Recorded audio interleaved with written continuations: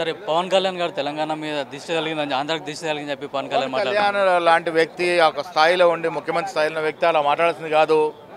వెంటనే ఆ మాటలు వెనక్కి తీసుకోవాలి. తెలంగాణ ప్రజల యొక్క సెంటిమెంట్ దెబ్బతినే విధంగా ఆయన మాట్లాడినారు.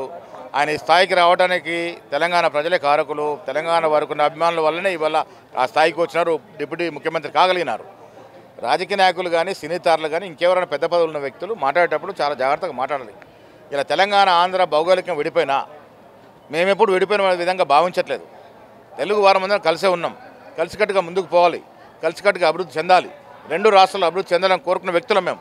కోనసీమ ఎప్పుడు పచ్చగానే ఉండాలని కోరుకున్న వ్యక్తులం మేము.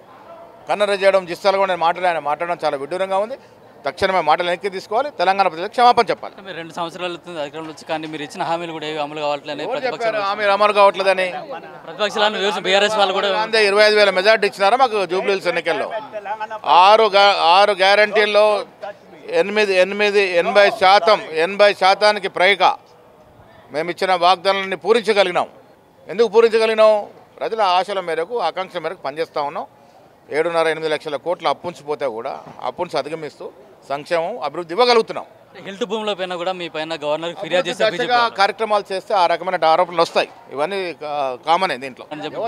బీజేపీ వాళ్ళు కూడా గవర్నర్ కూడా ఫిర్యాదు చేశారు. చేస్తారు, ప్రతిపక్షాల పని అది. ఎక్కడ కూడా రూపాయి నష్టం కావట్లేదు ప్రభుత్వానికి, ప్రభుత్వ ఖజానాకి.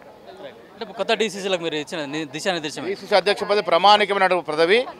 పెద్దన పాత్ర పోషించి జిల్లాలో కాంగ్రెస్ అభివృద్ధికి సంక్షేమ ఫలాలు తీసుకెళ్ళడం వాళ్ళు ప్రముఖ పాత్ర వహించాలని ముఖ్యమంత్రి సూచించారు. మహేష్ కుమార్ గౌడ్ మాట్లాడుతూ మొత్తం అంటే మేము ఇచ్చిన సంక్షేమ ఫలితాలు, అభివృద్ధి ఫలితాలు ప్రజలకు చేరువ అవుతున్నాయి కాబట్టి మాకు మొన్న జూబ్లీహిల్స్ ఉప ఎన్నికల్లో కూడా మాకు బంపర్ మెజార్టీతో గెలిపించారని చెప్తున్నారు. భవిష్యత్తులో కూడా ఇప్పుడు కొత్త డీసీసీలు ఎవరైతే ఎన్నికయ్యారో వాళ్ళందరూ కూడా దిశానిర్దేశం చేశారు.